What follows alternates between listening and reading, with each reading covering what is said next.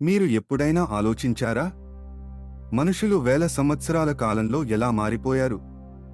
మన పూర్వజులు 10,000 సంవత్సరాల క్రితం చాలా భిన్నంగా ఉండేవారు. వాళ్లకు ప్రతి చేతిలో, ప్రతి కాలు మీద 6 వేళ్లు ఉండేవి, అదనపు ఎముకలు ఉండేవి, మరియు బలమైన పళ్ళు ఉండేవి.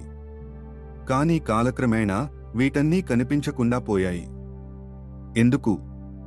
ఎందుకంటే అవి ఇక అవసరం లేకపోయాయి. మనం వండిన ఆహారం తినడం ప్రారంభించినప్పుడు బలమైన పళ్ల అవసరం తగ్గిపోయింది. అలాగే భౌతిక శ్రమ తగ్గిపోయినప్పుడు అదనపు ఎముకలు కూడా అవసరం లేకపోయాయి. షూస్ ధరించడం వల్ల పట్టు కోసం అదనపు వేళ్ల అవసరం కూడా తగ్గిపోయింది. నేడు మనకు సగటు ఎత్తు 5.8 అడుగులు. కానీ మన పూర్వజులు వాళ్ల ఎత్తు 8 అడుగులపైనే ఉండేది. ఇక 1000 సంవత్సరాల తరువాత మనం ఎలా ఉంటామో ఊహించండి. బహుశా మనకు 3 వేళ్లే ఉండవచ్చు మరియు పాదాలపై వేళ్లు ఉండకపోవచ్చు. మన ఎత్తు 4 అడుగులకు తగ్గవచ్చు.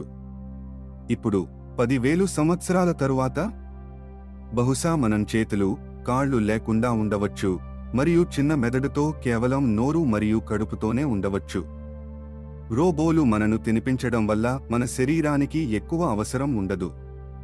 ఇంకా భవిష్యత్తు గురించి ఆలోచించండి. 100,000 సంవత్సరాల తరువాత మనం సూక్ష్మజీవుల్లా మారవచ్చు. మన పూర్వజులు కూడా ఎప్పుడో ఈ స్థాయికి చేరుకున్నారా? మన శరీరంలో ఉండే బాక్టీరియా మరియు వైరస్ల రూపంలో మనం వాళ్ల వారసత్వాన్ని కొనసాగిస్తున్నామా?